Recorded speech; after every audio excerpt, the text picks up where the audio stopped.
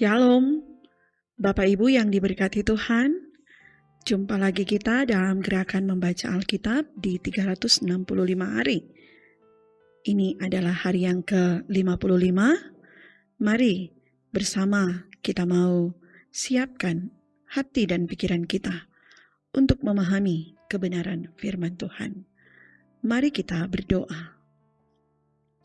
Ya Allah, ya Tuhan kami, ini kami datang kepadamu, menaikkan pujian dan syukur limpah banyak anugerah terima kasih. Kami bersyukur Engkau hantar kami boleh ada di hari yang ke-55 di tahun yang ke-2022 ini. Kami hendak belajar dari firman-Mu, kami hendak membaca bagian Alkitab dari kitab Hakim-Hakim pasal 7 sampai Hakim-Hakim pasal 10. Kami bermohon Engkau mengaruniakan bagi kami kemampuan untuk mengerti dan memahami setiap perkataan firman yang hendak kami baca, bahkan kami dengarkan bersama. Dan Roh Kudus Tuhan akan memenuhi hati dan pikiran kami, sehingga benar-benar firman ini boleh kami mengerti dan kami pahami. Ini doa kami Tuhan, dalam nama Tuhan Yesus. Kami sedia belajar firman Tuhan. Amin. Saudara-saudara kekasih dalam Tuhan, mari bersama kita baca bagian bacaan Alkitab dalam kitab Hakim-Hakim pasal 7 sampai pasalnya yang ke-10. Hakim-Hakim pasal 7 sampai pasalnya yang ke-10. Mari kita mulai membacanya. Adapun Yerubbaal, itulah Gideon, bangun pagi-pagi dengan segala rakyat yang bersama-sama dengan dia. Lalu mereka berkemah dekat mata air Harod. Perkemahan orang Midian itu ada di sebelah utaranya, dekat bukit More di lembah. Berfirmanlah Tuhan kepada Gideon, terlalu banyak rakyat yang bersama-sama dengan engkau itu, daripada yang kukehendaki untuk menyerahkan orang Midian ke dalam tangan mereka. Jangan-jangan orang Israel memegah-megahkan diri terhadap aku, sambil berkata, tanganku sendirilah yang menyelamatkan aku. Maka sekarang serukanlah kepada rakyat itu, demikian, siapa yang takut dan gentar, biarlah ia pulang, enyah dari pegunungan Gilead. Lalu pulanglah 22.000 orang dari rakyat itu, dan tinggallah 10.000 orang. Tetapi Tuhan berfirman kepada Gideon, masih terlalu banyak rakyat, suruhlah mereka turun minum air, maka aku akan menyaring mereka bagimu di sana. Siapa yang kufirmankan kepadamu, inilah orang yang akan pergi bersama-sama dengan engkau, dialah yang akan pergi bersama-sama dengan engkau. Tetapi barang siapa yang kufirmankan kepadamu, inilah orang yang tidak akan pergi bersama-sama dengan engkau, dialah yang tidak akan pergi. Lalu Gideon menyuruh rakyat itu turun minum air, dan berfirmanlah Tuhan kepadanya, barang siapa yang menghirup air dengan lidahnya seperti anjing menjilat, haruslah kau kumpulkan tersendiri. Demikian juga semua orang yang berlutut untuk minum. Jumlah orang yang menghirup dengan membawa tangannya ke mulutnya ada 300 orang. Tetapi yang lain dari rakyat itu semuanya berlutut minum air. Lalu berfirmanlah Tuhan kepada Gideon, dengan ke-300 orang yang menghirup itu akan kuselamatkan kamu. Aku akan menyerahkan orang Midian ke dalam tanganmu, tetapi yang lain dari rakyat itu semuanya boleh pergi, masing-masing ke tempat kediamannya. Dari rakyat itu mereka mengambil bekal dan sangkakala. Demikianlah seluruh orang Israel disuruhnya pergi masing-masing ke kemahnya. Tetapi ke-300 orang itu ditahannya. Adapun perkemahan orang Midian ada di bawahnya di lembah. Pada malam itu berfirmanlah Tuhan kepadanya, bangunlah, turunlah menyerbu perkemahan itu, sebab telah kuserahkan itu ke dalam tanganmu. Tetapi jika engkau takut untuk turun menyerbu, turunlah bersama dengan Purah, bujangmu, ke perkemahan itu. Maka kau dengarlah apa yang mereka katakan. Kemudian engkau akan mendapat keberanian untuk turun menyerbu perkemahan itu. Lalu turunlah ia bersama dengan Purah, bujangnya itu, sampai kepada penjagaan terdepan laskar di perkemahan itu. Adapun orang Midian dan orang Amalek dan semua orang dari sebelah timur itu bergelimpangan di lembah itu, seperti belalang banyaknya, dan unta mereka tidak terhitung seperti pasir di tepi laut banyaknya.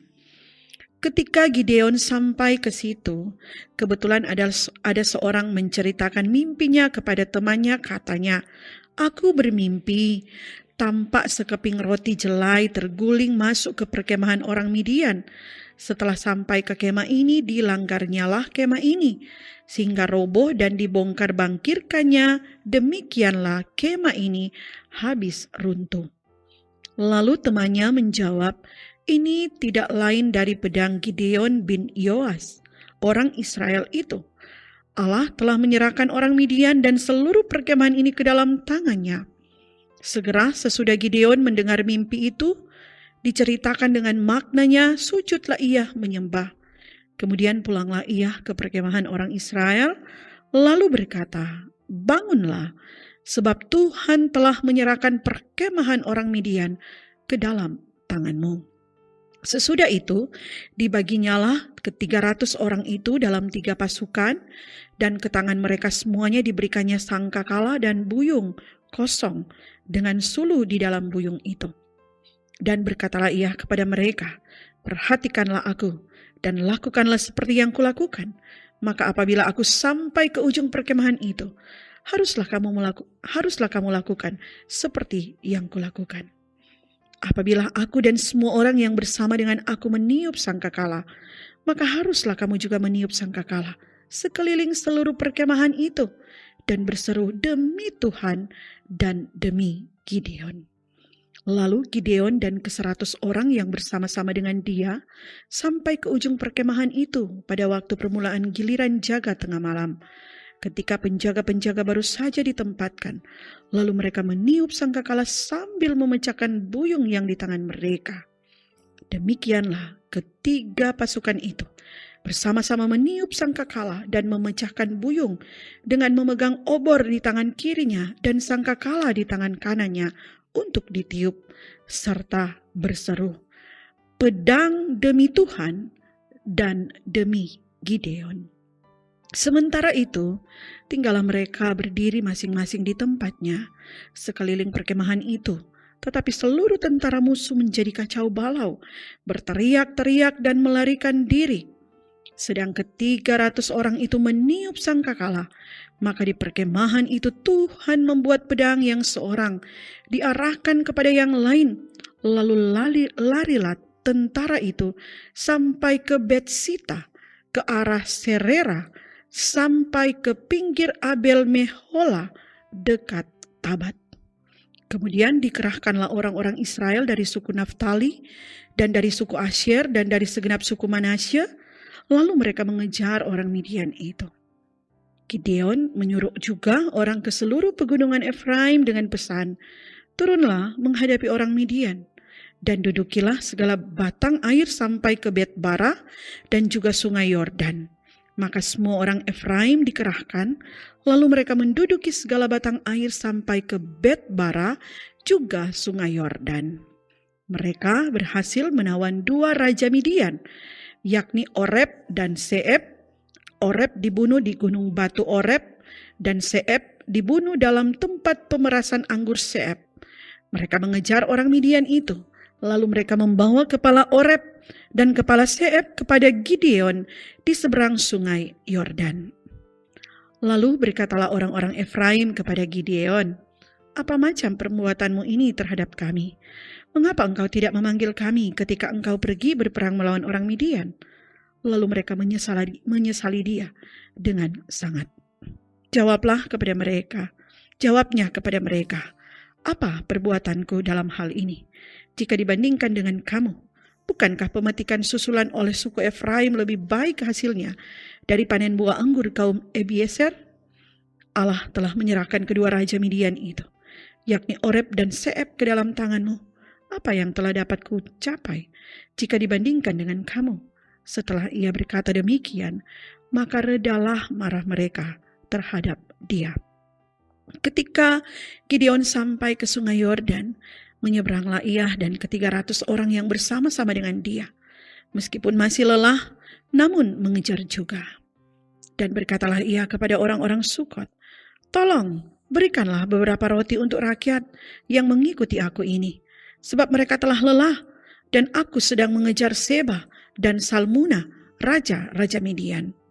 Tetapi jawab para pemuka di Sukot itu, "Sudahkah Seba dan Salmuna itu ada dalam tanganmu, sehingga kami harus memberikan roti kepada tentaramu?" Lalu kata Gideon, "Kalau begitu, apabila Tuhan menyerahkan Seba dan Salmuna ke dalam tanganku, aku akan menggaruk tubuhmu dengan duri padang gurun dan onak." Maka berjalanlah ia dari sana ke Penuel dan berkata demikian juga kepada orang-orang Penuel. Tetapi orang-orang ini pun menjawabnya seperti orang-orang Sukot. Lalu berkatalah ia juga kepada orang-orang Penuel, "Apabila aku kembali dengan selamat, maka aku akan merobohkan menara ini." Sementara itu, Seba dan Salmuna ada di Karkor bersama-sama dengan tentara mereka. Kira-kira 15.000 orang banyaknya, yakni semua orang yang masih tinggal hidup dari seluruh tentara orang-orang dari sebelah timur. Banyaknya yang tewas ada 120.000 orang yang bersenjatakan pedang. Gideon maju melawan jalan orang-orang yang diam di dalam kemah di sebelah timur Noba dan Yokbeha, lalu memukul kala tentara itu. Ketika tentara itu menyangka dirinya aman, Seba dan Salmuna melarikan diri, tetapi Gideon mengejar mereka dan menawan kedua raja Midian itu, yakni Seba dan Salmuna, sedang seluruh tentara itu dicerai beraikannya. Kemudian kembalilah Gideon bin Yoas dari peperangan dengan melalui pendakian Heres. Ditangkapnyalah seorang muda dari penduduk Sukot. Setelah ditanyai, orang itu menuliskan nama para pemuka dan para tua-tua di Sukot untuk Gideon. 77 orang banyaknya. Lalu pergilah Gideon kepada orang-orang Sukot sambil berkata, "Inilah Seba dan Salmuna, yang karenanya kamu telah mencela aku dengan berkata, 'Sudahkah Seba dan Salmuna itu ada dalam tanganmu, sehingga kami harus memberikan roti kepada orang-orangmu yang lelah itu?' Lalu ia mengumpulkan para tua-tua kota itu.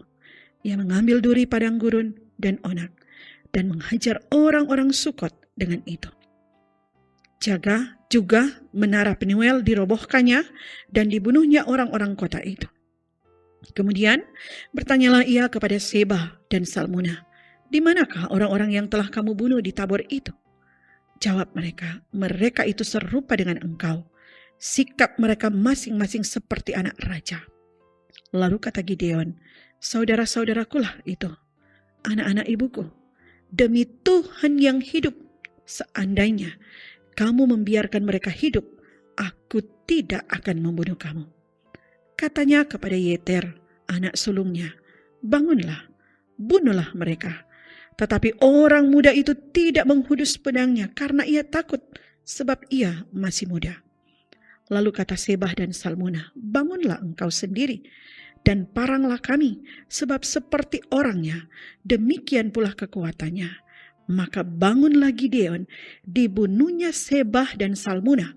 Kemudian diambilnya bulan-bulanan yang ada pada leher unta mereka. Kemudian berkatalah orang Israel kepada Gideon, 'Biarlah engkau memerintah kami, baik engkau, baik anakmu maupun cucumu, sebab engkaulah yang telah menyelamatkan kami dari tangan orang Midian.' Jawab Gideon kepada mereka, 'Aku tidak akan memerintah kamu, dan juga anakku tidak akan memerintah kamu, tetapi Tuhan yang memerintah kamu.' Selanjutnya kata Gideon kepada mereka, 'Satu hal saja yang kuminta kepadamu. Baiklah, kamu masing-masing memberikan anting-anting dari jarahannya. karena musuh itu beranting-anting emas, sebab mereka orang Ismail. Jawab mereka, kami mau memberikannya dengan suka hati. Dan setelah dihamparkan sehelai kain, maka masing-masing melemparkan anting-anting dari jarahannya ke atas kain itu. Adapun berat anting-anting emas yang dimintanya itu ada 1.700 shikal emas, belum terhitung bulan-bulanan, perhiasan telinga, dan pakaian kain ungu muda yang dipakai oleh raja-raja Midian, dan belum terhitung kalung rantai yang ada pada leher unta mereka. Kemudian Gideon membuat efod dari semuanya itu dan menempatkannya di kotanya di Ofra. Di sanalah orang Israel berlaku serong dengan menyembah efod itu. Inilah yang menjadi jerat bagi Gideon dan seisi rumahnya. Demikianlah orang Midian tunduk kepada orang Israel dan tidak dapat menegakkan kepalanya lagi. Maka amanlah negeri itu 40 tahun lamanya pada zaman Gideon. Lalu Yerubbaal bin Yoas pergilah dan diam di rumahnya sendiri. Gideon mempunyai 70 anak laki-laki, semuanya anak kandungnya, sebab ia beristri banyak. Juga gundiknya yang tinggal di Sikem melahirkan seorang anak laki-laki baginya, lalu ia memberikan nama Abimelek kepada anak itu. Gideon bin Yoas mati pada waktu rambutnya telah putih, lalu dikuburkan dalam kubur Yoas ayahnya di Ofra, kota orang Abiezer. Setelah Gideon mati, kembalilah orang Israel berjalan serong dengan mengikuti para Baal dan membuat Baal Berit menjadi Allah mereka. Orang Israel tidak ingat kepada Tuhan Allah mereka yang telah melepaskan mereka dari tangan semua musuhnya di sekelilingnya. Juga tidak menunjukkan terima kasihnya kepada keturunan Yerubbaal Gideon, seimbang dengan segala yang baik yang telah dilakukannya kepada orang Israel.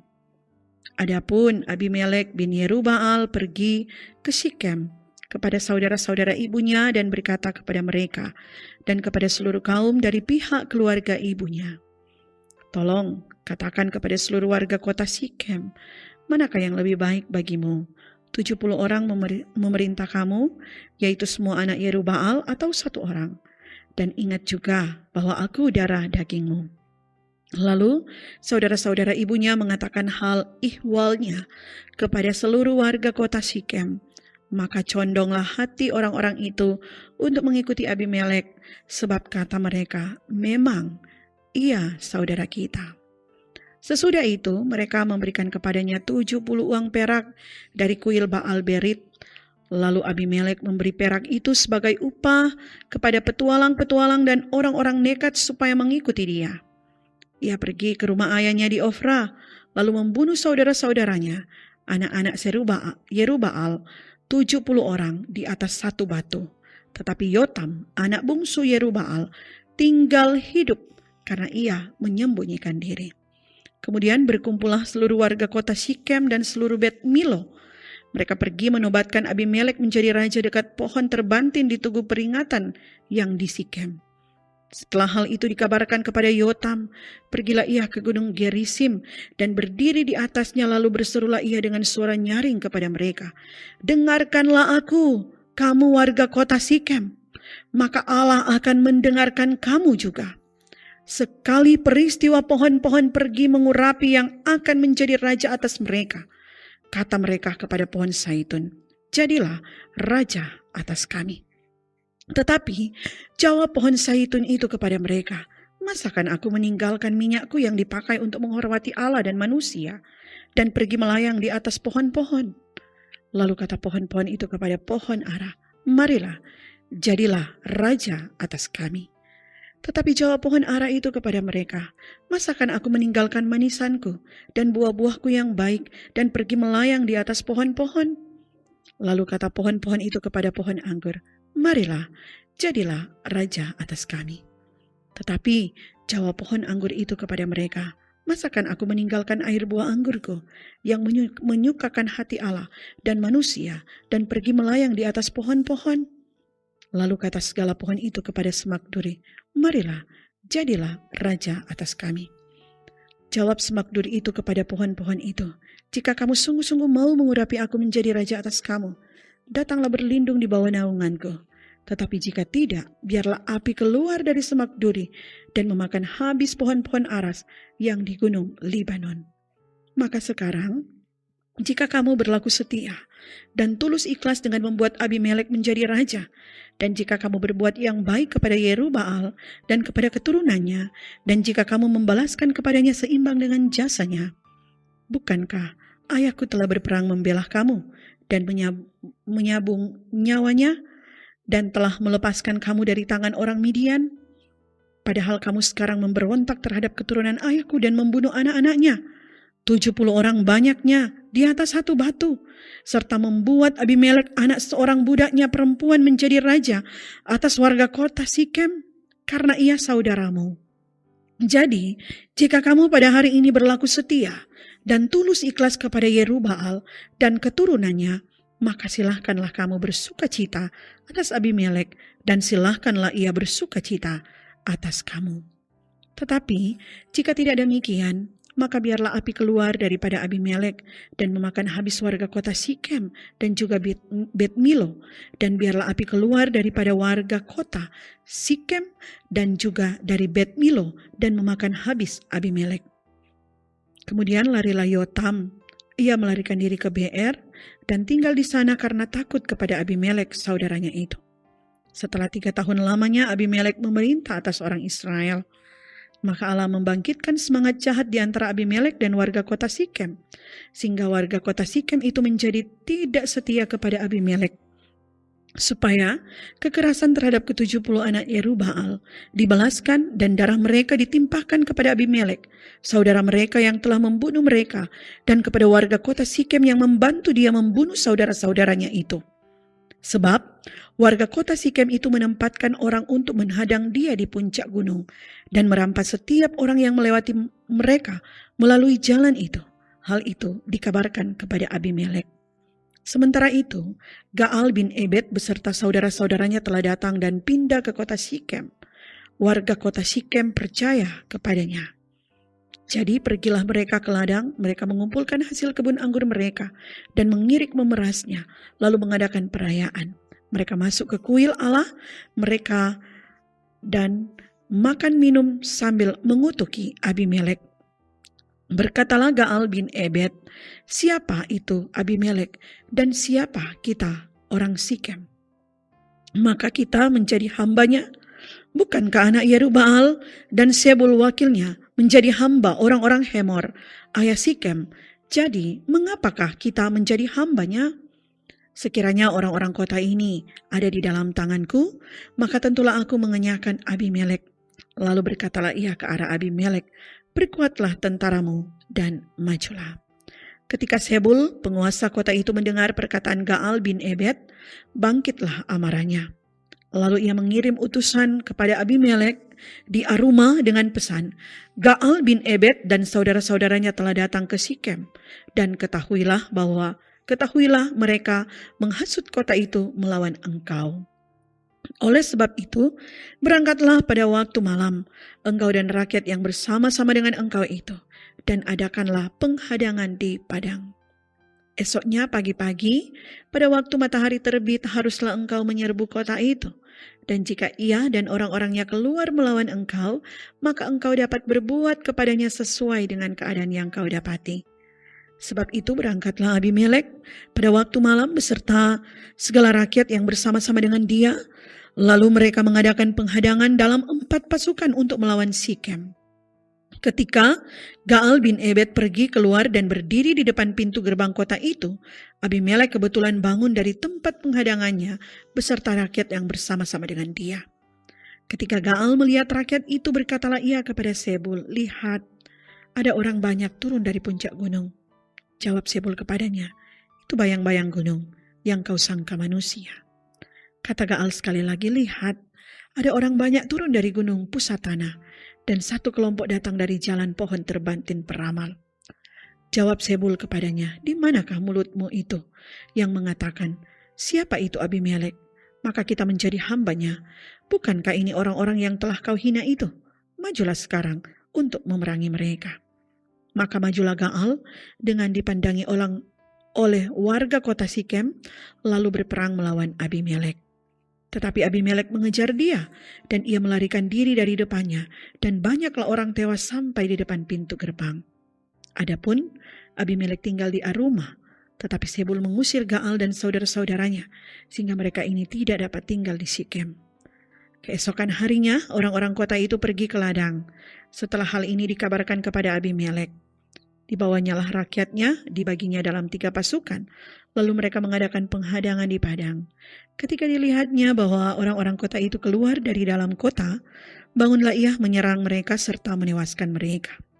Abimelek dan pasukan yang bersama-sama dengan dia menyerbu dan menduduki pintu gerbang kota, sedang kedua pasukan lain itu menyerbu dan menewaskan semua orang yang ada di padang.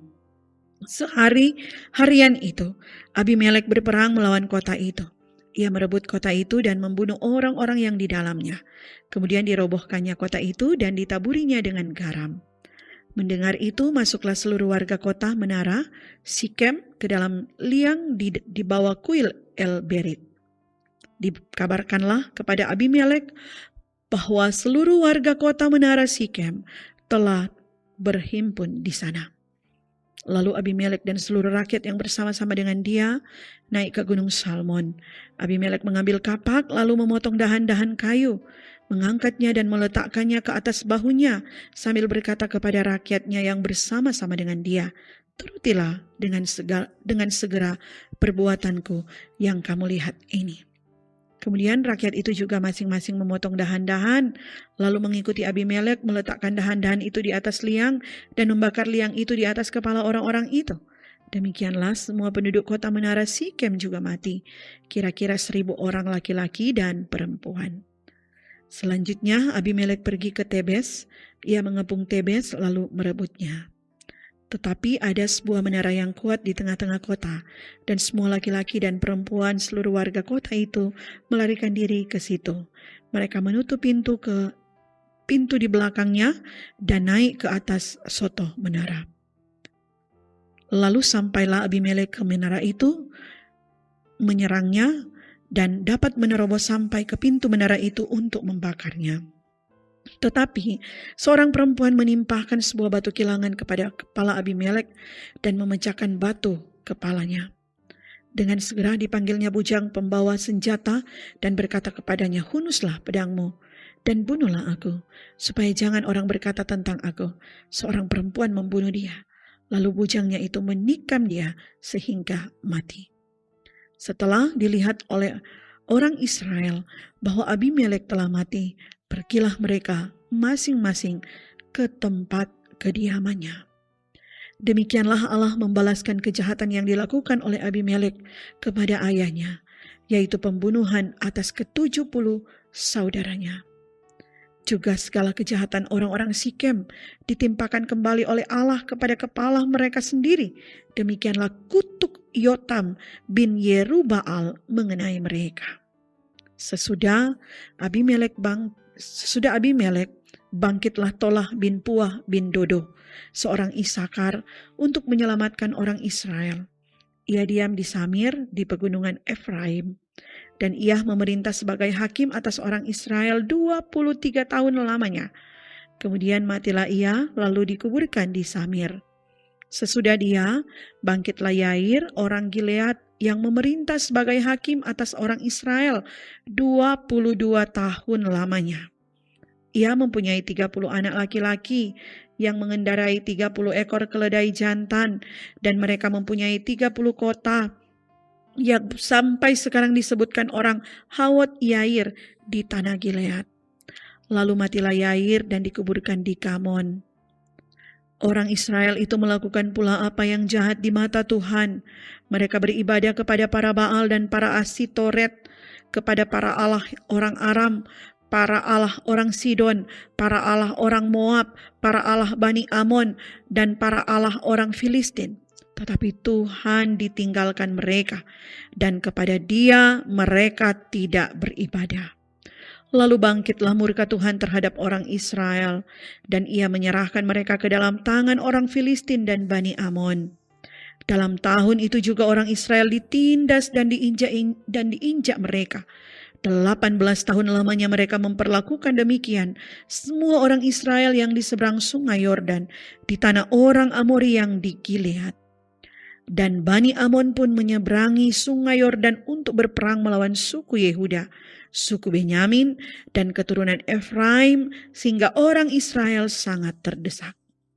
Lalu berserulah orang Israel kepada Tuhan, katanya, "Kami telah berbuat dosa terhadap Engkau, sebab kami telah meninggalkan Allah kami, lalu beribadah kepada para Baal." Tetapi firman Tuhan kepada orang Israel, "Bukankah aku yang telah menyelamatkan kamu dari tangan orang Mesir, orang Amori, Bani Amon, orang Filistin, orang Sidon, suku Amalek, dan suku Maon yang menindas kamu ketika kamu berseru kepadaku? Tetapi kamu telah meninggalkan aku dan beribadah kepada Allah lain. Sebab itu, aku tidak akan menyelamatkan kamu lagi.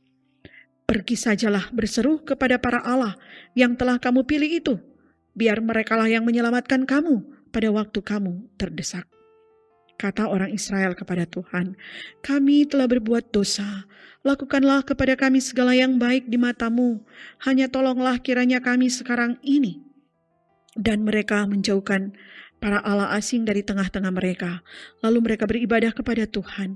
Maka Tuhan tidak dapat lagi menahan hatinya melihat kesukaran mereka.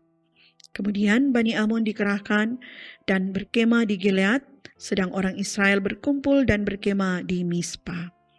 Maka para pemimpin bangsa di Gilead berkata seorang kepada yang lain, "Siapakah orang yang berani memulai peperangan melawan Bani Amon itu? Dialah yang harus menjadi kepala atas seluruh penduduk Gilead." Sampai demikian bacaan kita di hari ini. Mari kita berdoa. Terima kasih Tuhan, Engkau telah menganugerahkan berita firman-Mu bagi kami di hari yang ke-55 ini. Biarlah setiap perkataan firman yang boleh kami baca dan kami dengar akan bertumbuh dan berbuah dalam hati dan pikiran kami, dan itu menuntun kami dalam setiap jalan-jalan kehidupan yang akan kami tapaki di hari-hari hidup yang Engkau karuniakan.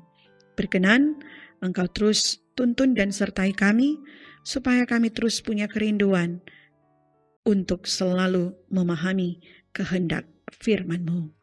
Inilah doa kami Tuhan, tuntun sertai kami, jaga lindungi kami, jauhkan kami dari setiap hal yang tidak kami inginkan.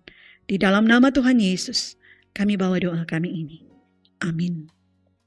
Demikianlah bacaan kita di hari yang ke-55 di saat ini. Kiranya kita semua selalu gemar, rindu belajar firman kebenaran. Demikian, Tuhan Yesus pasti akan senantiasa selalu menyertai dan memberkati kita sekalian. Shalom.